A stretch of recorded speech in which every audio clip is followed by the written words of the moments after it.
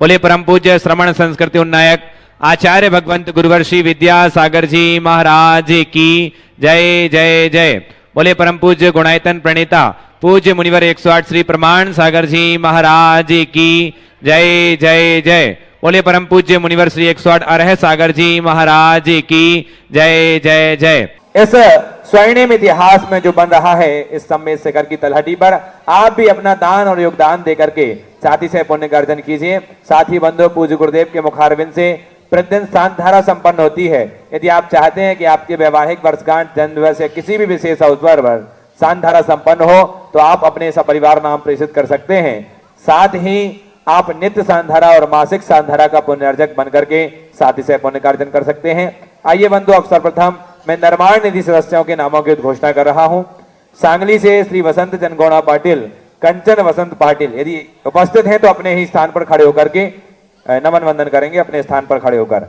सागर से श्री दीपक जैन, श्रीमती सुरभि जैन, नरसिंहपुर से miss Nancy Jain, सुपुत्री Shri Rajesh Jain, Shrimati नीला विपिन साहब मुंबई ठाणे से, और जबलपुर से सन्मत कुमार कौशल, विशाल कुमार कौशल, और नासिक से सौभाग्यवती शांता अशोक पाटनी समस्त परिवार को जोरदार करतल ध्वनि से सभी का अभिनंदन कीजिए।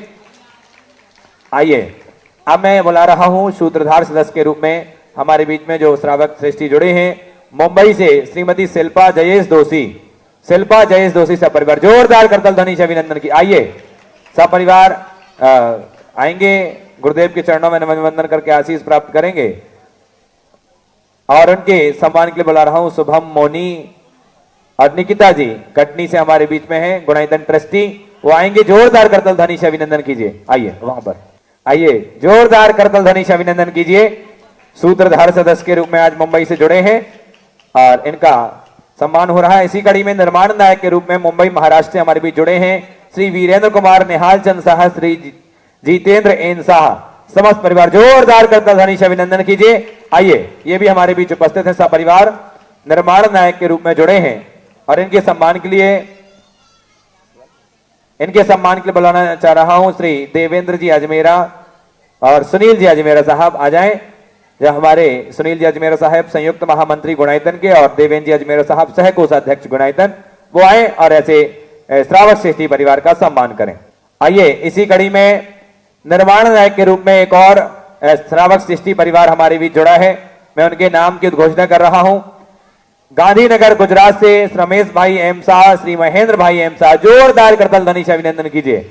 आइए ये परिवार भी हमारे बीच उपस्थित है और इनके सम्मान के लिए बुला रहा हूं श्री सुभाष जी जैन, सीईओ गुणायतन, और साथ ही श्री सिद्धार्थ जी कासलीवाल, वो आएंगे और ऐसे श्रावक श्रेष्ठी का सम्मान करके गुणायतन के इस गौरव को बढ़ाएंगे। आइए जोरदार करतल ध्वनि बजनी चाहिए बंधुओं। और एक और नाम की मैं उद्घोषणा कर रहा हूं जिन्होंने सहस्त्रकूट जिनालय में एक बड़ी प्रतिमा स्थापना करने का सौभाग्य अर्जित किया है। आइए जोरदार करतल ध्वनि से अभिनंदन कीजिए। निर्माण नायक रमेश भाई एम शाह, श्री महेंद्र भाई एम शाह, गांधीनगर गुजरात से, उनका सम्मान हो रहा है। आइए अब मैं बड़ी प्रतिमा जिन्होंने सहस्त्रकूट जिनालय में विराजमान करने का सौभाग्य अर्जित किया है, मैं उनके नामों की घोषणा कर रहा हूं। शाह बदामी लाल पुत्र श्री मंगल लाल जी, धर्मपत्नी स्वर्गीय श्रीमती सूर्यकांता पुत्र गिरीश हेमंत पुत्र मधु, अनीता शाह, लता शाह पौत्र पौत्री, तीरथ काव्यांश साक्षी सुहानी पुत्री दामाद, शर्मिष्ठा भूपेंद्र जी, चेतना खुशपाल जी, लीना नितिनी जी, साक्षी प्रीत जी, समस्त शाह परिवार की ओर से नौगामा जिला बांसवाड़ा राजस्थान से जोरदार करतल ध्वनि से अभिनंदन कीजिए। इन सभी दान दातारों का, सभी का बहुत बहुत साधुवाद, पूरे गुणायतन परिवार की ओर से बहुत बहुत धन्यवाद। आइए बंधुओं अब चलते हैं, हम जुड़ते हैं संघ का समाधान के विशेष सत्र के लिए, और सभी लोग जो टकटकी लगा करके देख रहे हैं तो आगे के संचालन के लिए बुलाना चाहूंगा बड़े ही सम्मान के साथ आदरणीय पंडित श्री सुदर्शन जी पिंडरी। आइए मैं आपको जोड़ूं आचार्य भगवान विद्यासागर जी महाराज के परम प्रभावक शिष्य महामन मुनिराज प्रमाण सागर के चरणों से, जो विख्यात हैं गुणायतन प्रेता के रूप में, जो जाने जाते हैं भावना योग प्रवर्तक और शंका समाधान प्रवर्तक के रूप में, जिनके पास आकर के अपनी शंकाओं के समाधान प्राप्त करके हम संप्रेरित होते हैं, अतः जाने जाते हैं संप्रेरक समय के रूप में।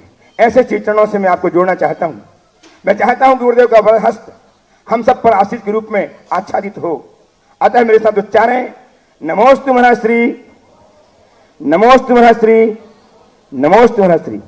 प्रथम प्रश्न के लिए आमंत्रित कर रहा हूं श्रीमान विकास जी श्वेता जी रामधन से हमारे बीच में ट्रस्टी गुणायतन हैं, वे आए।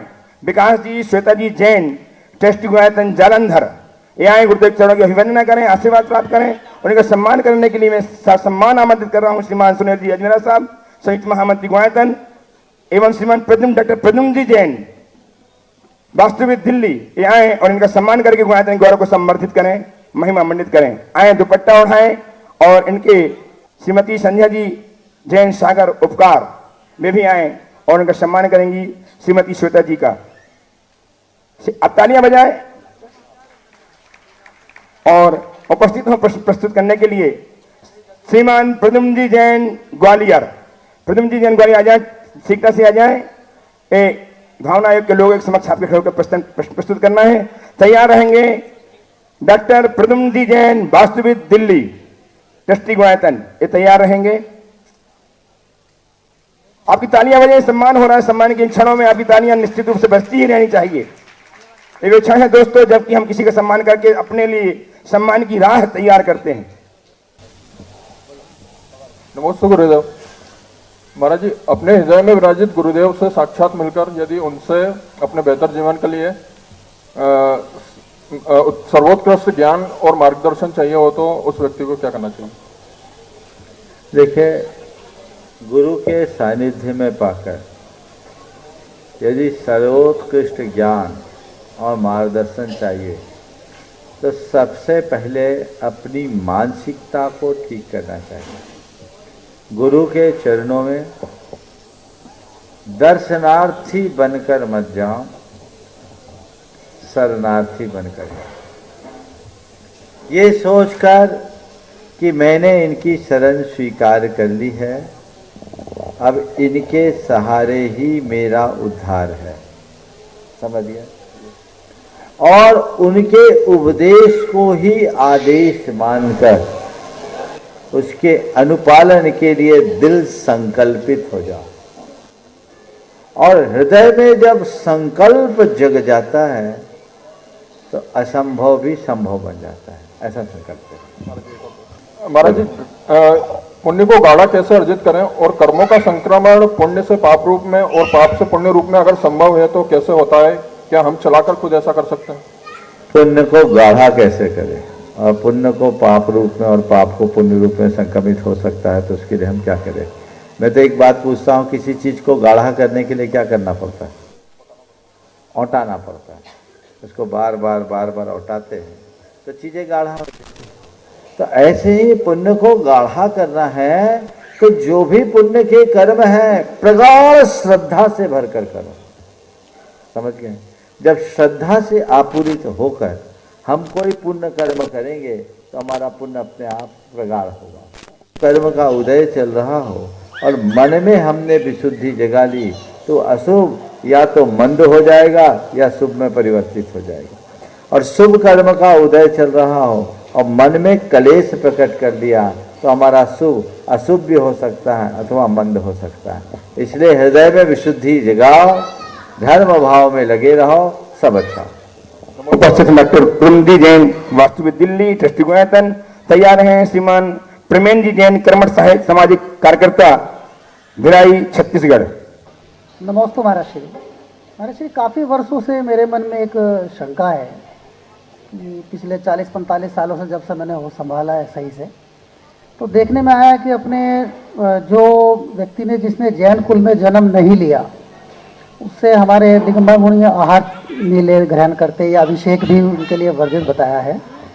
लेकिन दूसरी ओर जब मैं देखता हूँ भगवान महावीर के समय में भी इंद्रभूति गौतम जो कि जन्म से जैन ना होते हुए भी वो भगवान के समोसरण पहुँचे, उनके गंधर्व बने और केवल ज्ञान प्राप्त कर मोक्ष प्राप्त हुआ। और इस काल में भी कई मैंने मुनि भी ऐसे देखे जो जैन कुल में जन्म ना लेने के बावजूद मुनि चर्या का पालन कर रहे हैं, मुनि दीक्षा ग्रहण की है। तो क्या ऐसा नहीं होना चाहिए कि अगर कोई कर्म से जैन है और जैन कुल में जन्म नहीं लिया है, उसको हमें स्वीकार करें, उनको अपने धर्म के अंदर? देखिए, हमारे यहाँ सारी व्यवस्थाएं हैं, हमारे यहाँ वर्ण लाभ की व्यवस्था है। अगर कोई जन्मना जैन नहीं है पर आचार विचार व्यवहार से जैन बनता है, जैन धर्म में दीक्षा लेता है, तो उसकी व्यवस्था है और उसके लिए आगमानुरूप विधान भी है। वो सब जब मुनि बन सकता है तो श्रावक क्यों नहीं बन सकता? आपको एक बात बताऊं, एक समय में एक विद्वान थे श्री राम जी शास्त्री खंडवा के। आज से लगभग 75 वर्ष 80 वर्ष पहले की बात। वो ब्राह्मण विद्वान थे, जैन धर्म से प्रभावित हुए और जैन हुए। उन्हें सरसेठ हुकुमचंद जी कासलीवाल ने कासलीवाल गोत्र दिया। आज उनके पूरे घर में जैन धर्म की परिपाटी चल रही। समझ गए? ऐसा नहीं है, सब व्यवस्थाएं हैं, लेकिन ये सब चीजें शादी विवाह के लिए नहीं। अब जैन से शादी करना है तो शादी कर लो, जैसे किसी को दूसरी बीवी लाना है तो मुसलमान बन जा। ये कौन सा तरीका? विचार से बदलो, व्यवहार से बदलो, तब लाभ। आइए श्रीमान प्रेमन जी जैन कर्मठ सामाजिक कार्यकर्ता भिलाई छत्तीसगढ़ से तैयार हैं। श्रीमान सुनील जी अजमेर साहब संयुक्त महामंत्री गुणायतन हजारीबाग। गुरुवर के चरणों में त्रैवार नमोस्तु नमोस्तु नमोस्तु। गुरुवर शून्य से शिखर तक यात्रा में दो ही चीजें महत्वपूर्ण है, एक अपनी क्षमता का भान और दूसरी आत्मविश्वास। हम शिखर की यात्रा या शिखर की उपलब्धि तो चाहते हैं, लेकिन अपनी क्षमता का भान हमें नहीं है और ना ही आत्मविश्वास है। तो गुरुदेव, अपनी क्षमता का भान कैसे करें और आत्मविश्वास कैसे जगाएं? बहुत अच्छी बात है। अपने आप को पहचानना, अपनी क्षमता का आकलन करना और आत्मविश्वास से लवरेज होकर उसे साकार करने का उद्यम करना। जब तक हम ये नहीं करते तब तक हम अपने जीवन में कुछ अच्छा नहीं कर सकते। आपने पूछा है हम अपनी क्षमता का भान कैसे करें? निरंतर अपना अंतर विश्लेषण करें और थोड़े थोड़े अपने कार्यों को देखते हुए करें। जैसे मैं आपको बताऊं, एक बहन जी थी, उनके अंदर पंचमात्र आत्मविश्वास नहीं था। वो हर बात में घबराती थी, कहीं मुझसे गलती ना हो जाए, कहीं मुझसे गलती ना हो जाए, कहीं मुझसे गलती ना हो जाए, और इस कारण से वो कोई निर्णय नहीं ले पाती थी। उसने अपनी व्यथा मुझसे कही। मैंने उनसे कहा एक काम करो। उस बहन जी को बड़ी परेशानी होती थी, कोई निर्णय नहीं ले पाती थी। मैंने उनसे कहा एक काम करो, तुम निर्णय लेना चाहते हो तो तुम्हें मैं एक रास्ता बताता। बोले क्या? बोले जब भी तुम्हारे मन में कोई दुविधा हो तो आंखें बंद करना, नमोकार जपना, गुरु को अपने हृदय में बिठाकर उनसे पूछना और जो मन में आ जाए सो निर्णय ले लेना, और उसके बाद उस निर्णय के नतीजे को नोट करना। और ऐसा करके 3 महीने बाद मुझसे मिलो। वो 3 महीने बाद मुझसे मिली और इस अवधि में उसने 10 बड़े निर्णय लिए, उनमें से 7 सही निकले। 10 बड़े निर्णय लिए, 7 सही निकले। उस बहन जी ने कहा महाराज आपने चमत्कार कर दिया, आपके आशीर्वाद से मेरे 7 निर्णय अच्छे हो गए। मैंने कहा मेरे आशीर्वाद से तुम्हारे निर्णय सफल नहीं हुए, तुम्हारे आत्मविश्वास से तुम्हारा निर्णय सफल हुआ। योग्यता तो तुम्हारे पास थी सही निर्णय लेने की, मैंने थोड़ी कोई निर्णय दिया, निर्णय तो तुमने ही लिया, पर तुम्हारे मन में विश्वास की कमी थी, शंका थी कि मेरा निर्णय हो पाएगा, सही निर्णय ले नहीं पाऊंगा, सही निर्णय ले नहीं पाऊंगी, सही निर्णय ले नहीं पाऊंगी। तो इस संशय ने तुम्हें दोलायमान कर दिया। अगर निर्णय सही लिया होता और तुम्हारे अंदर क्षमता थी, उसका पता नहीं था, मैंने तुम्हें प्रेरणा दिया कि नमोकार जपो, गुरु को हृदय में विराजो और उनसे पूछकर निर्णय ले लो, सही हो जाएगा, तो उसने तुम्हारे आत्मविश्वास को जगा दिया। धीरे धीरे अभ्यास करो, पाओगे कि मैं न केवल सही निर्णय ले सकता हूँ, अपितु अपने निर्णय को सही करने में भी समर्थ हो सकता हूँ। और मेरा अनुभव तो ये बताता है, जिनका आत्मविश्वास मजबूत होता है वे अपने द्वारा लिए हुए गलत निर्णय को भी सही साबित करने में समर्थ हो जाते हैं। आत्मविश्वास मजबूत हो तो लिए हुए गलत निर्णय को भी सही साबित किया जा सकता है। सर हरि सिंह गौर का नाम आप सबने सुना होगा।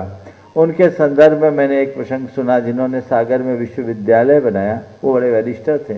एक दिन वो अपने जीवन में कोई केस नहीं हारे, ऐसा उनका रिकॉर्ड है। तो एक बार वो अपने किसी केस के प्रकरण में अपने ही अगेंस्ट दलील करने लगे, अपने अगेंस्ट आर्गुमेंट करने लगे। उनका मुंशी घबराया कि सर आप कहाँ जा रहे हैं। धीरे से उनका पतलून खींचा, कहा सर अपन अपने अगेंस्ट जा रहे हैं। उनने उसकी बात नहीं सुनी और एक गिलास पानी मंगाया, पानी पिया और धड़ल्ले से अपनी बात का खंडन करते गए, खंडन करते गए, खंडन करते गए और पूरा खंडन किए। उनका जो क्लाइंट था वो घबराया, सामने वाले विरोधी वकील का चेहरा खिल गया। सब कर देने के बाद धीरे से उन्होंने कहा, योर ऑनर, अभी तक मैंने जितनी बातें कही है ये सब मेरा प्रतिपक्षी वकील कहेगा। अभी तक मैंने जितनी बातें कही है ये सब मेरा प्रतिपक्षी वकील कहेगा और अब मैं एक एक करके इसका खंडन करता हूं। उनने खंडन किया और केस जीत गया। तो ये आत्मविश्वास का चमत्कार। तो घबराओ मत, गलती करो मत, और कदाचित गलती हो जाए तो उस अपने गलत निर्णय को भी सही साबित करने की सामर्थ्य विकसित करें। उपस्थित हो श्रीमान सुनील जी अजमेर साहब, संयुक्त महामती गुणायतन हजारीबाग से तैयार हैं श्रीमती सारिका जी सेठी गया। सारिका जी सेठी आ जाएं। दया मुनि राजों के चरणों में दिगंबर जैन पंचायत हजारीबाग का नमोस्तु नमोस्तु नमोस्तु। महाराज श्री, मैं 2 दिन से यहाँ देख रहा हूँ मंदिर जी में रोजाना गंधर्व वलय विधान का पूजा की जा रही है। पहले लोग शांति विधान, भक्तामर विधान, कल्याण मंदिर विधान वगैरह ज़्यादा करते थे, ये पहली बार देखा मैंने। तो इसकी क्या विशेषता है और इससे श्रावकों को क्या लाभ होगा, विस्तार से बताएं। देखिए, पूजन विधान की जहाँ तक बात है, हर पूजन हर विधान का अपना महात्मा है, लेकिन गणधर वलय विधान एक विशेष विधान है। गणधर वलय की अपार महिमा है। इसमें जिन मंत्रों का आराधन है वो सीधे द्वादशांग से निश्चित है। हमारे यहाँ नमोकार महामंत्र तो अनादि निधन है, लेकिन गणधर वलय में गणधर वलय के 48 रिद्धि मंत्रों का हम आराधन करते हैं। 48 मंत्रों का। नमो जिनानम, नमो ओहि जिनानम, नमो परमोहि जिनानम। ये सब षटखंडागम के महाकर्म प्रकृति, द्वादशांग के दृष्टिवाद अंग के महाकर्म प्रकृति से कृतीय नियोग द्वार से निकले हुए हैं। तो ये मूल भगवान की वाणी में निश्चित मंत्र है और इनका अचिंत्य प्रभाव है। इसको नकारा नहीं जा सकता। ये अचिंत्य प्रभाव है। इसका अनुमान आप इससे लगा सकते हैं कि किसी को मुनि दीक्षा लेनी होती है तो पहले गणधर वलय होता है। हम लोगों का पाक्षिक प्रतिक्रमण होता है तो गणधर वलय होता है। आप लोग नित्य पूजा में जो परमर्शी मंगल करते हैं वो भी एक प्रकार का गणधर वलय ही है। और इन गणधर वलय के मंत्रों के आधार पर ही पूरे भक्तामर के मंत्र बने हैं, रिद्धि मंत्र। इनके आधार पर कल्याण मंदिर एक ही भाव के मंत्र बने हैं और इनके आधार पर अन्य अनेक मंत्र बने हैं। तो जो अनेक मंत्रों का जनक है उनका ही यदि उस मंडल यंत्र की साक्षी में विधान किया जाए तो उसका अनंत गुना फल प्राप्त होगा, इसमें कोई संशय नहीं है। मैं तो कहता हूं जो लोग केवल नमो जिनानम आदि मंत्रों की ही आराधना करें तो उसके लिए शास्त्रों में अचिंत लाभकारी बताया है। जो सोने से पहले नित्य नमो जिनानम आदि की जाप करता है उसके लिए भाने वाला शुभाशुभ स्वप्न में दिख जाता है, ये तक कहा है। और अनेक समस्याओं का समाधान उससे प्राप्त होता है जो कर्म निद्रा का विशेष हेतु है। तो मैंने सोचा यहाँ लोग विधान करना तो चाहते ही हैं, शांति विधान तो आप लोग करते ही रहते हैं, ये गणधर वलय विधान होना चाहिए और पूरे देश के लोग गुणायतन से जुड़े हुए हर कोई इसे कर रहे हैं और सबको लाभ लेना चाहिए। सम्मेद शिखर जी में यहाँ आकर के करो अति उत्तम, नहीं आकर के करो तो वहाँ से अनुमोदना करो और ये लाभ ले सकते हैं। आप अपने घरों के भी मंदिर में कर सकते हैं, लेकिन यह अपूर्व लाभ है और यहाँ लोगों ने संकल्प लिया। पिछले 22 तारीख से आचार्य श्री के 50वें संयम आचार्य पदारोहण, स्वर्णिम आचार्य पदारोहण के अवसर से वो निरंतर जारी है। सभी को इसका लाभ उठाना चाहिए। तो महाराज श्री ये 9 बार ही क्यों पढ़े जाते हैं? मंत्र 9 बार ही पढ़े जाते हैं। हाँ देखिए, मंत्र 9 बार, 9 तो अविनश्वरता का प्रतीक है। क्योंकि हम सिद्ध चक्र में भी 9 बार बोलते हैं, तो इन मंत्रों को यंत्र की साक्षी में यदि हम 9 बार जाप लिए तो ये हमारा पूर्ण जाप होता है और इसका प्रभाव बहुत अधिक है। ये तो अनुभव आप करेंगे जब आप इसका लाभ लेंगे। महाराज जी एक प्रश्न और है, अगर अनुमति। एक ही, बहुत लंबे। उपस्थित हो श्रीमती सारिका जी सेठी गया से तैयार हैं, श्रीमती उषा जी पांड्या गोंदिया से। मंच पर विराजित दोनों महाराज जी के चरणों में मेरा और मेरे पूरे परिवार की ओर से 3 बार नमोस्तु नमोस्तु नमोस्तु। महाराज जी, जो हम सहस्त्रकूट जिनालय का दर्शन करते हैं तो मैं जानना चाहती हूँ कि जो उसमें 1008 प्रतिमाएं होती है वो उसको उनको स्थापित कौन करता है और सहस्त्रकूट जिनालय कहाँ पर स्थित है? देखिए, शास्त्रों में सहस्त्रकूट जिनालय की चर्चा आती है। अनेक स्थानों पर सहस्त्रकूट का नाम आता है। सहस्त्रकूट और कूट को अगर हम ले तो कूट का अर्थ होता है शिखर। शब्दार्थ की दृष्टि से देखें तो उसका अर्थ ये हो सकता है जहाँ 1000 शिखर वाला मंदिर हो उसका नाम सहस्त्रकूट। लेकिन उस रूप में मंदिर हमने कहीं देखा नहीं। सहस्त्रकूट का प्राचीन रूप वर्तमान में है तो टीकमगढ़ के पास बानपुर है, जहाँ एक फलक पर छोटी छोटी सी 1008 प्रतिमाएं हैं। ये लगभग 9वीं शताब्दी की। इसी प्रकार पत्थर का बहुत सुंदर मंदिर है, उसमें यह है। इसी तरह रहली पटना और कोनी जी में भी ऐसी प्रतिमाएं हैं जो पुरानी है, 9वीं 10वीं शताब्दी की, 11वीं शताब्दी तक की। बाद में अर्वाचीन काल में बहुत यहाँ तेरापंथी कोठी में भी एक छोटे से फलक में है। यह सहस्त्रकूट है और 1008 प्रतिमाएं सब जगह विराजमान हैं। चूँकि भगवान के 1008 नाम हैं तो 1008 प्रतिमाओं को विराजमान करने का मतलब भगवान की संपूर्ण आराधना, जितने नाम उतने रूप में उनका हम स्थापन करके उनकी आराधना करते हैं, ऐसी व्यवस्था है। तो कौन विराजमान करता है? तो जिन्होंने सहस्त्रकूट में भगवान विराजमान करने का संकल्प लिया वही विराजमान करेंगे। तो अकृत्रिम नहीं है? नहीं, सहस्त्रकूट अकृत्रिम नहीं है, कृत्रिम है। उपस्थित हो उषा जी पांड्या गोंदिया से। तो तत्पर रहे विकास जी, श्वेता जी सौलावत, जालंधर ट्रस्टी गुणायतन। विकास जी, श्वेता जी आगे आ जाएं। महाराज जी, आपको मेरे परिवार का 3 बार नमोस्तु नमोस्तु नमोस्तु। महाराज जी, आजकल जो पर्व है जो है उनको मनाते हैं तो हर पर्व में लोग कुछ ना कुछ कह रहे ये मिथ्या है, ये मिथ्या है। दिवाली में दिया मत जलाओ मिथ्या है, धूप दशमी मत खाओ मिथ्या है। तो अगर हम सब चीज को मिथ्या मिथ्या कहते जाएं और कोई भी पर्व में उत्साह नहीं दिखाए तो हम बच्चों को कैसे कहेंगे कि ये पर्व को मनाना है, उत्साह करो। सब चीज में मिथ्या कह के आजकल सब इसको परिवर्तन कर रहे हैं। ऐसा क्यों कर रहे हैं? जो लोग ऐसा कर रहे हैं उनकी बात को ही मिथ्या मान करके नजरअंदाज कर। तो हमें ऐसे जो हम पर्व अनादि से मनाते हैं इसमें कोई दोष नहीं है। सर्वम ही खलु जैनानाम प्रमाणम लौकिको विधि यत्र सम्यक तो हानि न च व्रत दूषणम। जैनियों को वह सारी विधियां प्रमाण हैं जिसमें सम्यक की हानि न हो और व्रतों में दूषण न हो। हमें ये बात देखना है कि हमारी किसी क्रिया में हिंसा न हो और वीतरागता का खंडन न हो। जिसमें अहिंसा और वीतरागता की पुष्टि है उसे हमें करना चाहिए। और कुछ हमारे धार्मिक पर्व हैं और कुछ हमारे लौकिक पर्व हैं। धार्मिक पर्वों को धार्मिक पर्व की दृष्टि से और लौकिक पर्व को लौकिक पर्व की दृष्टि से। जैसे राष्ट्रीय पर्व है स्वतंत्रता दिवस, गणतंत्र दिवस, ये हमारा राष्ट्रीय पर्व है, उसमें उल्लास उमंग रहता है कि नहीं, तो हमें वो भी करना चाहिए। तो जैसे दीपावली एक धार्मिक पर्व होने के साथ साथ लोक पर्व भी है, तो लोक पर्व को लोक पर्व की भांति बनाना चाहिए। घर में विवाह अधिक उत्सव होता है, उससे भी आप एक उत्सव की तरह करते हैं। यहाँ कोई धर्म हो रहा है क्या, लेकिन करते हैं ना। इसी तरह हमारे जो लौकिक पर्व है उसमें भी उत्साह रहना चाहिए।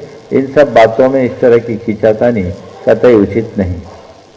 आइए श्रीमान विकास जी, श्वेता जी स्थौलावत, जालंधर से त्रिगायतन, और तैयार हैं श्रीमती डॉक्टर सौरभ जैन, सतरा बटानी, जबलपुर। सपरिवार त्रयबार नमोस्तु गुरुवर। गुरुवर, मेरा प्रश्न है कि आज की परिस्थिति देखते हुए हम अपने बच्चों पे कैसे धर्म की प्रभावना डालें और साथ ही साथ कैसे धर्म भी फैलाएं, क्योंकि कहते हैं संस्कार से ज़्यादा उनकी जो संगत होती है वो हावी हो जाती है। तो देखते हुए भी घर पे कि संस्कार है, सब कुछ है, फिर भी उनको वो ज़्यादा अट्रैक्ट करता है जिस माहौल में वो, जिस संगति में वो रहते हैं। मैं भोपाल में था, 1995 की बात है। वहाँ राष्ट्रीय स्वयंसेवक संघ का एक पथ संचलन का कार्यक्रम था। वहाँ राष्ट्रीय स्वयंसेवक संघ से जुड़ा एक युवक आया, वो आरएसएस की ड्रेस में था, उन दिनों हाफ पैंट ही चलती थी, और उसके साथ उसका एक 5 साल का बेटा था, 6 साल होगा, उसके हाथ में भी एक छोटी सी दूध, और वो भी उसी ड्रेस में। जब उसे देखा तो उसके पिता ने कहा, महाराज मैं इसे राष्ट्र के लिए तैयार कर रहा हूँ, मैं तो पूरी तरह समर्पित नहीं हो पाया, मैं चाहता हूँ मेरा बेटा आगे बढ़े। मैंने जब उस बेटे से बात किया तो मैंने पूछा, क्या तुम शादी नहीं करोगे? बोले, महाराज जी शादी तो की नहीं जाती, शादी में बर्बादी होती है। हमने कहा, तुम्हारे पिता ने शादी नहीं की? बोले, नहीं महाराज जी, हमारे पिता की शादी नहीं हुई, उन्होंने विवाह किया। विवाह किया। बातचीत के क्रम में मैंने उससे कहा, खाना खा लिए? महाराज मैं खाना नहीं खाता, हम भोजन करते हैं। एक छोटे से बच्चे के हृदय में ये बात बैठा दी। उससे एक और वाक्य कहा था जो मैं नहीं बोला, खाना कौन खाते हैं शब्द में, हम तो भोजन करते हैं। तो मैंने कहा, बस यही बात यदि हम धर्म के संदर्भ में बच्चे के हृदय में बैठाने में समर्थ हो जाए तो बच्चा कहीं भी क्यों न जाए, कभी भटकाव नहीं होगा। हम लोगों से एक बड़ी गलती होती है, हम लोग संस्कार गढ़ते नहीं, धर्म थोपते हैं, हिदायत देते, बेटा ये कर लो, वो कर लो, ऐसा कर लो, वैसा कर लो, माला कर लो, जाप कर लो, पाठ कर लो, पूजा कर लो, रात्रि भोजन कर लो, आलू मत खाओ, ये नहीं करो, ये सब कहते हैं, कहें, पर ये क्यों ना करें ये तो बताएं। बचपन से यदि बच्चों के हृदय में हम पूरी लॉजिक बिठा दें और लॉजिकली और साइकोलॉजिकली बच्चों को अपनी बात बताने में समर्थ हो जाए तो फिर कहीं कोई कठिनाई नहीं, वो सब बातें मानेंगे, साथ ही उनकी संगति पर भी ध्यान दें। उपस्थित हों डॉक्टर सौरभ जी जैन, सतरा बटानी, जबलपुर से, और तैयार रहे श्री बीरन कुमार जी, निहाल चंद जी शाह, जितेंद्र जी शाह, गुलालबाड़ी, मुंबई से, जो आज निर्माण नायक रूप में संबद्ध हुए हैं, तैयार रहेंगे। नमस्ते महाराज श्री। महाराज श्री, पीड़ित मानवता की सेवा करते हुए, दायित्व निर्वाह करते हुए सारा जीवन चला गया।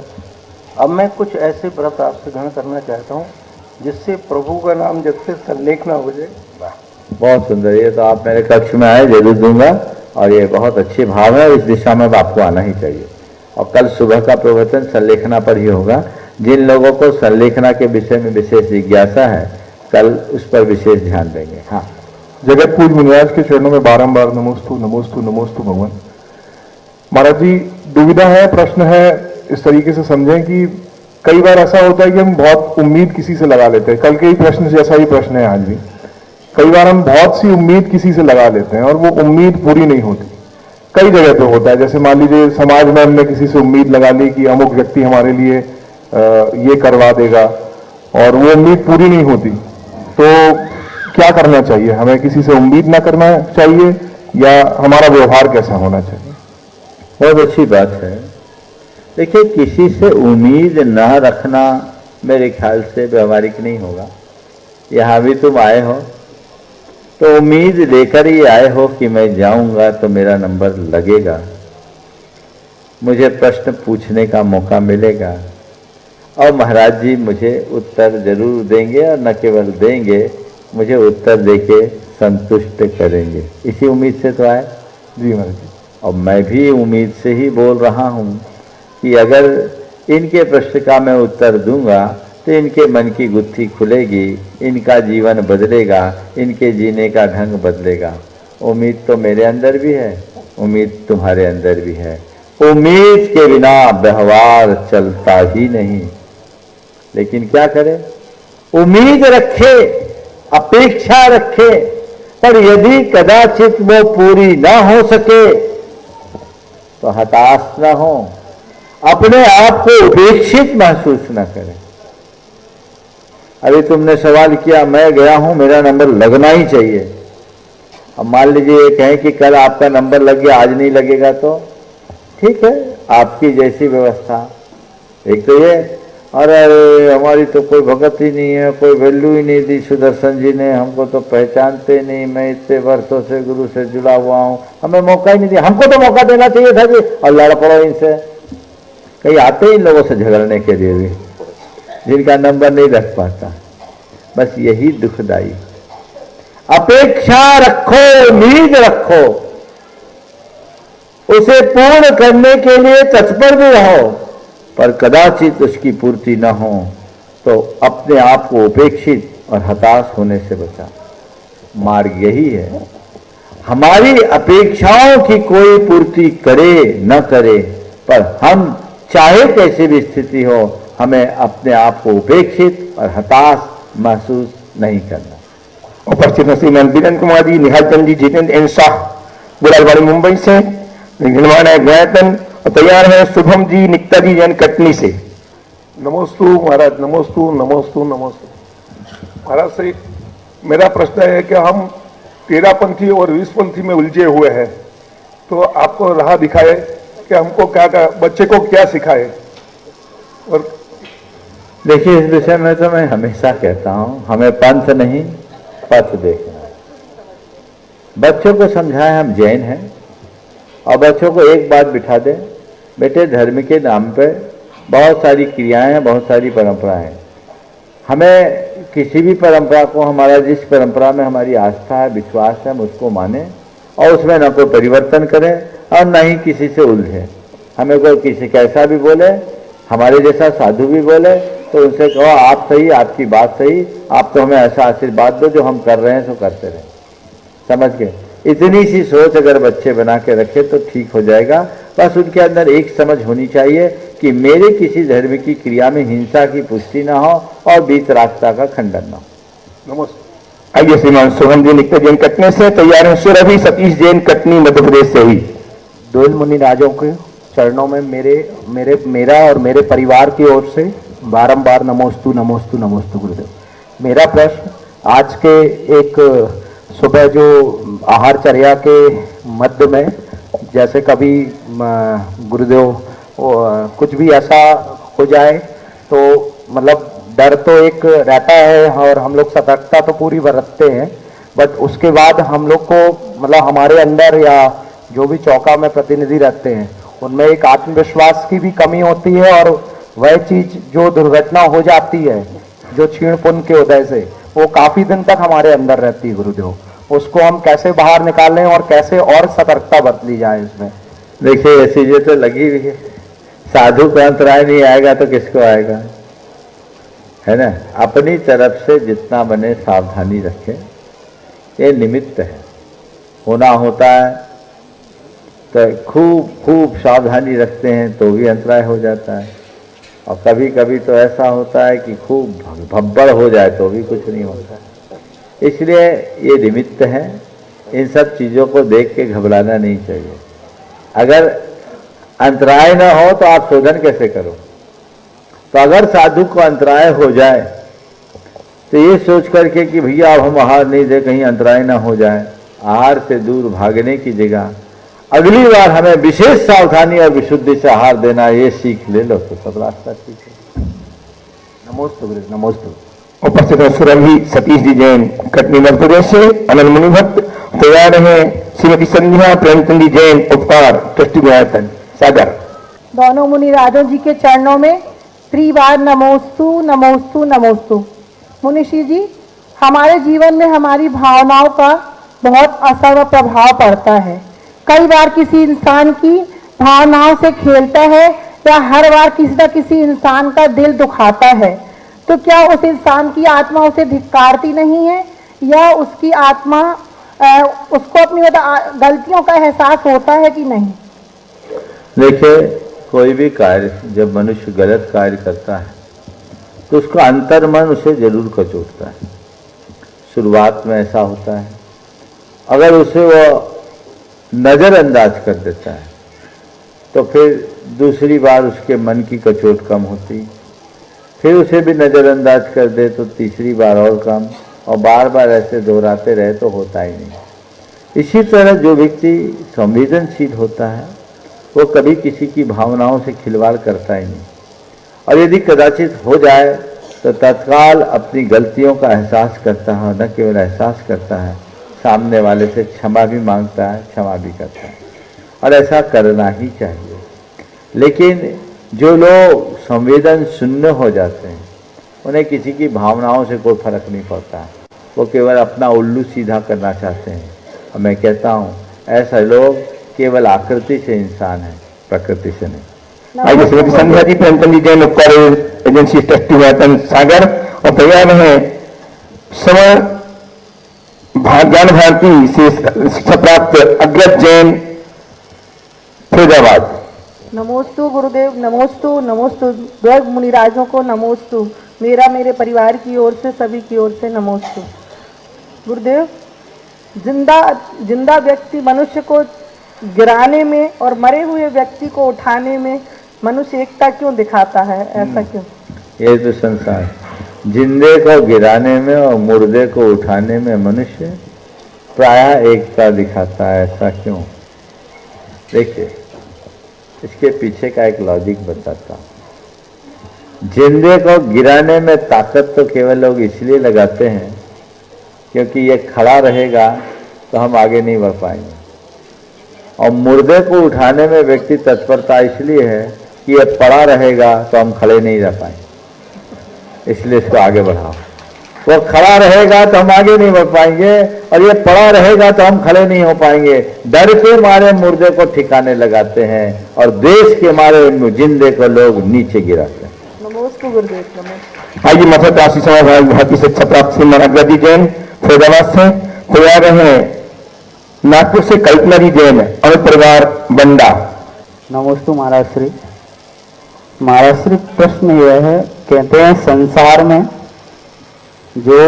संसार में व्यवहार है वह भरोसे से चलता है, पर जब भरोसा टूटता है तो मन खिन्न होता है, तो इस परिस्थिति में क्या करें? संसार भरोसे से चलता है, भरोसा टूटता है तो मन खिन्न होता है। उस परिस्थिति में हम क्या करें? कोशिश करो किसी का भरोसा टूटे नहीं, और कदाचित किसी वजह से भरोसा टूट जाए तो फिर से उसे प्रकट करने में शक्ति लगा। नागपुर कल्पना जी जैन और परिवार से उपस्थित हो और तैयार हैं पीएस जैन दैनिक पुस्तकालय रायपुर झांसी। मेरी और मेरे परिवार की तरफ से प्रवाह नमोस्तु नमोस्तु नमोस्तु। महाराज जी, मेरा प्रश्न है कि जब कुंदकुंडाचार्य विदेश क्षेत्र की यात्रा पर गए थे तब उनका मोर पिच्छी गिर गया था, तो उन्होंने गिद्ध पंख धारण किया था, तो उसमें ये इतने मृदु स्वभाव वाले गुण होते हैं? इस सवाल को आज से कुछ दिन पहले भी आया था, उत्तर दिया। ये आपत्ति, हाँ, 4-5 दिन पहले, ये आपत्ति काल की व्यवस्था थी, समझ गए? मोर के पंख और गिद्ध के पंखों में बहुत अंतर है। चलिए आइए, एक ही नमस्ते। उपस्थित हैं श्रीमान प्रियसी जैन दैनिक पुस्तकालय रायपुर से तैयार हैं गति बहन सचिन दीदी सागर से ट्रस्टी गुणायतन। मुनिद्वय के चरणों में बारंबार नमोस्तु नमोस्तु नमोस्तु। महाराज जी, मेरा प्रश्न ये है कि हम लोग वस्तुओं का महाराज श्री संग्रहण करते हैं, तो वस्तुओं का संग्रहण करते हैं तो हमें पाप लगता है, वस्तुओं का संग्रहण करने में परिग्रह का पाप लगता है, तो उन वस्तुओं का उपयोग करने में ज्यादा पाप है, मतलब संग्रहण करने के बाद हम जैसे कोई वस्तु का संग्रहण कर लिया है तो उसका उपयोग करने में ज्यादा पाप है कि उपयोग ना करने में ज्यादा पाप है? संग्रह करने के बाद उपयोग करने में पाप नहीं है, उपभोग करने में पाप। उपयोग और उपभोग में क्या अंतर? किसी वस्तु का अगर लोक हित में प्रयोग करो तो उपयोग है, और अपने स्वार्थ में प्रयोग करो तो उपभोग। इसलिए तुम्हारे पास जो भी साधन है, संसाधन है, उसका उपयोग करो, उपभोग नहीं। नमस्ते हो गया, महाराज। एक ही। आइए बहन स्वप्न दीदी सागर श्रेष्ठी महातन तैयार है। चंद्र कुमार जी जैन नेहा नगर सागर से, श्रीमान चंद्र कुमार जी जैन नेहा नगर सागर, सीता सेना मंच के पास। दोनों मुनिराजों को बारंबार नमोस्तु। महाराज श्री, कार्य की अधिकता होने से मन अधीर हो जाता है और उसी अधीरता से अपना कार्य भी बिगाड़ देता है, तो उस अधीरता से हम कैसे बचें? कार्य की अधिकता होने से मन अधीर हो जाता है, अधीरता होने से काम बिगड़ जाता है। अधीरता से हम कैसे बचें? देखिए, अधीरता से बचने का एक छोटा सा सूत्र है। कैसा भी कार्य है, अपना आत्मविश्वास रखें, लगनशील बने और परिणामों की चिंता छोड़ दें। अधीरता मन में कभी नहीं आएगी। नमस्ते महाराज। चंद्र कुमार जी जैन नेहा नगर सागर उपस्थित हो। तैयार हैं प्रदीप जैन देवलगांव राजा से, प्रदीप जैन देवलगांव राजा से तैयार हैं। नमोस्तु महाराज जी। मैं चंद्र कुमार जैन नेहा नगर सागर से आपको चरणों में प्रभाव नमस्ते। आज के प्रातःकालीन प्रवचन में आपके द्वारा अतिथि के प्रकार और उनकी विशेषताओं के बारे में सारगर्भित प्रवचन दिए कि अतिथि देवो भव, पर आजकल बच्चे पाश्चात्य शिक्षा के कारण किसी भी महत्व को नहीं समझ रहे हैं। इसका सीधा प्रभाव परिवारों में अंतरजातीय विवाह बढ़ते चलन के रूप में देखा जा सकता है। इसे हम कैसे सुधार सकते हैं और सार्थक किया जा सकता है अतिथि देवो भव के? देखिए, इन सब चीज़ों के विषय में इतना ही कहूँगा कि हमें प्रारंभ से इसके लिए तत्परता रखनी होगी। घर परिवार का माहौल ऐसा बनाना होगा और उन्हें न केवल धार्मिक अपितु तथ्यात्मक तरीके से इन बातों से अवगत कराना चाहिए। जब हम उस तरीके से उन्हें अवगत कराने की कोशिश करेंगे, तभी उसके सुपरिणाम आएंगे। प्रदीप जैन देवलगांव राजा से उपस्थित हो और तैयार रहे रीनल आनंद जैन दूध डेयरी गंडा। नमोस्तु गुरुदेव। द्वय मुनिराज के चरणों में त्रिवार नमोस्तु नमोस्तु। गुरुदेव, मेरा प्रश्न है, भगवान के दर्शन करते समय हम निज दर्शन कैसे करें? भगवान के दर्शन करते समय निज दर्शन कैसे करें? पहले भगवान के तो दर्शन कर लें। जब भगवान के दर्शन करेंगे तभी निज दर्शन कर पाएंगे। हमें तो भगवान के दर्शन नहीं होते, तो निज दर्शन कैसे होंगे? मूर्ति के दर्शन करते हैं। पहले सबसे पहला काम, भगवान के सामने जाओ तो अंदर ये विश्वास और भाव जगाओ कि मेरे सामने मैं भगवान है, मैं भगवान के दर्शन कर रहा हूं, ये प्रभु बैठे हैं। अपने आप सब बातें आ जाएगी, वाणी गदगद हो जाएगी, शरीर पुलकित हो जाएगा, कर मुखलित हो जाएंगे, सिर झुक जाएगा, आंखों में हंस के आंसू आने लगेंगे। वो तो हो, अभी भगवानी के दर्शन ही तो खुद के दर्शन कैसे? नमोस्तु गुरुदेव। नमोस्तु। रीनल उपस्थित नहीं है? नहीं, चलिए। उपस्थित हो श्रीमती रजनी जी श्रेष्ठ जी पहाड़िया मुंबई और तैयार रहेंगे आरगांव आनंद जैन नेहा नगर सागर। और तैयार रहेंगे श्रीमान राजेश जी जैन दिल्ली। कोई निकट आ जाए, बोलिए। नमोस्तु महाराज श्री। नमोस्तु नमोस्तु। महाराज श्री, मेरा सवाल आज के युवाओं के ऊपर ही है। महाराज जी, पहले और आज में देखें तो पहले इतनी सुविधाएं नहीं थी। आज जितनी सुविधाएं इन बच्चों को, इन युवाओं को मिल रही है, जैसे कि परिवहन का बोलिए या है ना अपने फोन की सुविधा, कम्युनिकेशन का बोलिए या कोई भी चीज़ का, तो वो सारी सुविधाओं के बावजूद भी, या पहले हम ये भी कह सकते हैं कि पहले हम परिवारों के बाढ़ में रहते थे, हमारे अनगिनत संबंधी होते थे। आज इनके खुद के परिवार हो गए, सिर्फ मियाँ बीवी, बच्चे, ज़्यादा से ज़्यादा माँ बाप, न मौसा मौसी, न चाचा चाची, मतलब 2 या 3 बच्चे, पहले 8-10 बच्चे होते थे। फिर भी महाराज, पहले ये आकुलता व्याकुलता लोगों में नहीं देखी जाती थी, और न ही कभी हमने टेंशन और डिप्रेशन का शब्द पहले वालों से सुना। आज के लोगों को ऐसी क्या बात हो गई, उनमें क्या चीज की कमी हो रही है जिससे वे इतने डिप्रेशन और साथ में फंसते जा रहे हैं, इतनी आकुलता व्याकुलता उनमें हो रही है, और मतलब कि समय का अभाव उनके पास हर वक्त रहता है। ऐसा क्यों महाराज? देखिए, इसकी मूल जड़ को समझने की जरूरत है। हमारा जो समाज है परस्परता, प्रेम, बंधुत्व जैसे उदात्त मूल्यों पर प्रतिष्ठित है। आज वो सब खंडित हो रहा है। तो जब ये चीजें खंडित होंगे तो इसका दुष्प्रभाव तो पड़ना ही है। हमारा देश, हमारी संस्कृति वसुधैव कुटुंबकम की संस्कृति है। अब आज कुटुंब तो खत्म हो गया, परिवार भी बिखर रहा है, तो सोच विकृत हो गई। पहले हमारे संबंध व्यक्तिनिष्ठ हुआ करते थे, अब सब कुछ वस्तुनिष्ठ हो गए। तो जब सब कुछ वस्तुनिष्ठ हो जाता है तो ऐसी दुविधाएं आती हैं। आज भी ये लोग बहुत खुशहाल हैं जो मिलकर रहते हैं। आप याद करें, शायद आपने तो ये अनुभव किया होगा, पहले एक कमरे में 8 लोग 10 लोग सो लेते थे और कोने वाली जगह लूटते थे। अब हर व्यक्ति के लिए अलग अलग कमरा चाहिए। ये चीजें ठीक नहीं। तो ये सोच अपने विकसित करने की जरूरत है। और हमारी समाज का मूल तत्व वही है। पर जब से पाश्चात्यकरण बढ़ा, हमारी जीवन शैली में बदलाव आ गया। आज बहुत सारी चीजें ऐसी जो सुविधाओं के रूप में जुड़ गई और जुड़ी नहीं, हमारे जीवन का अंग भी बन गई। एक अनुभव की बात तो यही है कि जो जो मनुष्य यंत्रों के साथ जुड़ता है उसका जीवन यांत्रिक होता जाता है। तो सब कुछ जब मशीनी हो जाएगा तो फिर जीवन में वास्तविकता बचेगी कहाँ? आज सब कुछ वही हो गया, तो उनको हम उससे जोड़ करके क्या आज के युवाओं के साथ ये भी तो है कि जो प्राप्त है वो मतलब प्राप्त है, उनके प्राप्य नहीं है, वो अंधाधुन भाग रहे हैं अर्थ की ओर। इसी का नाम है उपभोक्तावाद। आइए आप सीखते से हैं और तैयार है श्रीमान राजेश जी जैन दिल्ली से। सीखते से अजाए निकट आ जाए। राजेश जी जैन दिल्ली। मराठी नमोस्तु नमोस्तु नमोस्तु। मैं आज दिन नेहानगर सागर से इधर आया हूँ। मराठी मेरी जिज्ञासा यह है कि हम हर धार्मिक एवं मांगलिक कार्यों में बार बार जय बोलते हैं। इसका बोलने वाले, सुनने वाले तथा जिसकी जय बोली जा रही है उसमें कितना सम्मान बढ़ता है तथा साधुवाद क्या होता है और कब बोला जाता है? बहुत अच्छा सवाल है। हमारे बात में जय बोलते हैं, मांगलिक क्रियाओं में जय बोलते हैं।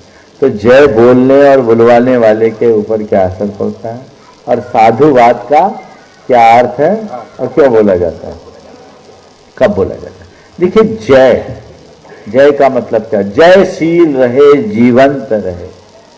तो जब हम भगवान की जय बोलते हैं, किसी भी इष्ट की जय बोलते हैं, इसका अर्थ ये है कि सर्वत्र उनका यश हो, सर्वत्र उनका नाम हो, सर्वत्र उनका ही सब कुछ हो। तो एक भगवान का भक्त, एक गुरु का भक्त क्या चाहता है? सर्वत्र गुरु की छांव हो, सर्वत्र भगवान की छांव, सबका जीवन इसी से जुड़े। तो ये कर्म क्षय का निमित्त है। समझिए, पंचाश्चर्यों में जय जय जय ये 3 बार ध्वनि होती है। आप लोग भी जब जय बोलते हैं ना तो 3 बार बोलना चाहिए। तो ये बहुत अच्छा होता है। समझ गया? साधुवाद का मतलब आप जो कर रहे हैं हम उसकी सराहना कर रहे हैं। आपके कार्य की सराहना करते हुए आपको साधुवाद दे रहे हैं। नहीं नहीं, आपने बहुत अच्छा किया, बहुत अच्छा किया, साधु साधु साधु, यानी अच्छा किया, अच्छा किया, अच्छा किया। तो साधुवाद कब दें? जब कोई अच्छा कार्य करे तब। समझ गए? अच्छा कार्य करने वालों को साधुवाद देते हैं। श्रीमती सिद्धा जी परासी अंदर से उपस्थित हो और तत्पर है। शशि जी अजमेर गुवाहाटी से तत्पर रहेंगी। श्रीमती सिद्धा जी, अनिका जी जैन न्यूपलासी इंदौर। सीता से जाए। दोनों महाराज जी को मेरा और मेरे परिवार की ओर से नमोस्तु महाराज जी, नमोस्तु। मैं इसके साथ आई थी महाराज जी, अकेला आया था, बच्चा तो साथ में आ गई थी। महाराज जी, मेरा प्रश्न है कि आज से 2 साल पहले मेरे पति का स्वर्गवास अचानक रेगुलर रुकने से हो गया था। उस समय मेरे रिश्तेदार, सगे संबंधियों ने मुझसे ये कहा कि अब तो आपको जीवन भर रोना ही है, या अब जो भी हुआ आपके साथ अच्छा हुआ, ऐसा ही होना चाहिए था। तो महाराज जी, ये मेरे कौन से कर्म है जिसकी वजह से मुझे ये सब सुनने को मिला और मुझे इतना दुख दिया गया उस समय? देखिए, जिनने दे दिया दे लिया, आपने तो सिर्फ पी लिया। अब आपकी नदी पार कर गई, पर आप अपनी दृष्टि को बदल दो। तो अपने पाप को भी पुण्य में परिवर्तित करने में समर्थ हो सकते हैं। समझ के जो धर्म से जुड़ जाता है उसका पाप भी पुण्य में बदल जाता है। और संभवतः आपके भाव भंगिमा को देखकर ऐसा लगता है कि आपने अपने पाप को पुण्य में परिवर्तित कर लिया है। उपस्थित हैं शशि जी अधेरा गुवाहाटी से और तैयार हैं डॉक्टर वी चंद जी भीता जी अग्रवाल वाराणसी से ट्रस्टी गुणायतन। में मेरे पूरे परिवार की तरफ से नमोस्तु नमोस्तु नमोस्तु। गुरुवर, ऐसे तो हम बोलते हैं कि भगवान तेरी छत्र छाया मेरे सिर पर हो, तो दूसरी तरफ मंदिर के शिखर की छाया घर पर पड़ने पर अशुभ मानते हैं। 3 दिन पुराना सवाल ये खड़ा है। तेरी छत्र छाया गुरुवर मेरे सिर पर हो और भगवान की छाया, शिखर की छाया घर पर पड़ने पर अशुभ मानते। क्यों मानते समझो? भगवान की छत्र छाया यानी आपका आशीर्वाद, आपकी शरण मुझे हमेशा मिलते रहे, ये तो सब चाहेंगे। लेकिन मंदिर की छाया घर पर क्यों अशुभ माना जाता है? मंदिर एक पवित्र स्थल है ना? आप गुरु को पूछते हो, गुरु की वंदना करते हो, गुरु की छाया में पैर रखना चाहोगे? गुरु की छाया में पैर रखोगे? क्यों? बोलो, जोर से बोलो माइक में। क्यों? तेरी छत्र छाया भगवान मेरे सिर पर हो, मेरे पांवों पर ना हो। समझिए ना? सिर पर तेरी छत्र छाया हो, पैरों पर नहीं। अब घर में छाया पड़ रही है, वहां पांव नहीं रख रहे, पाप भी कर रहे हैं, तो भगवान की विनय होगी कि अभिनय? और अभिनय शुभ है कि अशुभ? तो बोलो, मंदिर के शिखर की छाया पड़ने को अशुभ कहना गलत है? गलत है? बोलो माइक में। हाँ गलत है। अरे बहन जी, माइक बोले, घबराओ नहीं। मैंने क्या बोला? मंदिर की छाया घर पर पड़ना अशुभ है कि नहीं? नहीं समझ पा रही, सुन नहीं पा रही लगता है। बोला आप लोग बोलो भाई, अब आप ही लोग बोलो। हाँ अशुभ है ना? तो वो कहना कि मंदिर की छाया घर पर नहीं पड़नी चाहिए, सही है ना?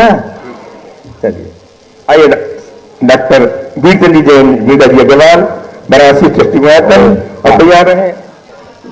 गुरुओं के चरणों में कोटि कोटि नमन। गुरुवर, मैं अपने प्रश्न के पूर्व भावना योग के कुछ व्यक्तिगत संस्मरण साझा करना चाहता हूं।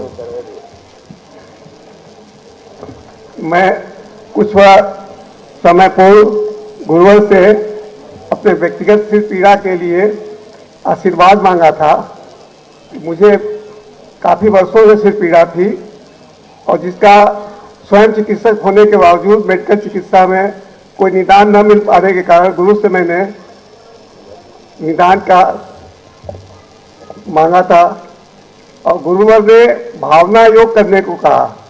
90 दिन तक लगातार भावना योग, गुरु ने आशीर्वाद दिया था कि कर लो तो तुम्हारी सिर पीड़ा काफ़ी ठीक हो जाएगी और ठीक वही हुआ। 90 दिन के बाद मेरी सिर की पीड़ा जो बहुत तीव्र होती थी काफ़ी ठीक हुई, तो गुरुवर के आशीर्वाद से मुझे और उसके साथ ही पत्नी सहित मुझे कोरोना होने के बाद मैं भावना योग नृत्य करता रहा।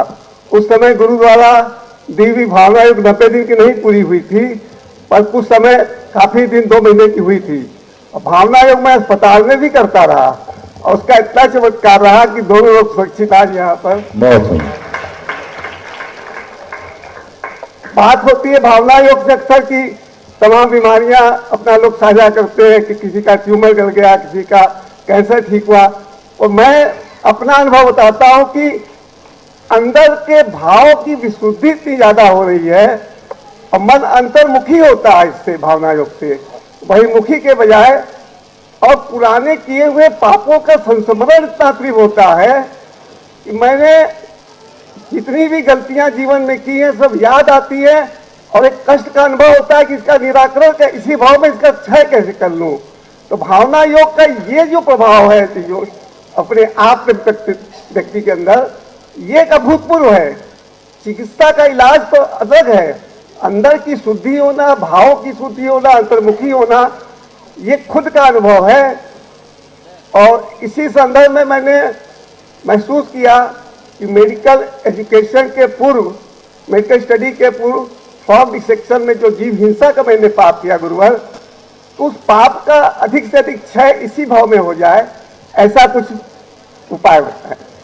देखिए, अपने इस जीवन के पाप का क्षय इसी भाव में हो जाए, उसके लिए आपने उपाय पूछा है।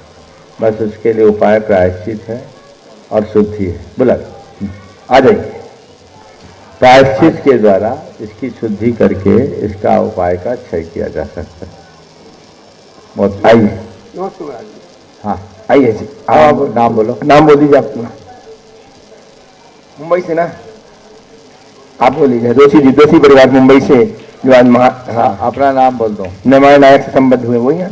नमस्ते गुरुवर, नमस्ते गुरुवर। मैं मुंबई से शिल्पा दोषी आपसे पूछ रही हूँ कि आजकल सब वास्तु शास्त्र के हिसाब से घर और दुकान बना रहे हैं, तो वो सही है या गलत है अपने जैन धर्म के हिसाब से? ये वास्तु गलत नहीं है, पर वास्तु का हवा मानना गलत है।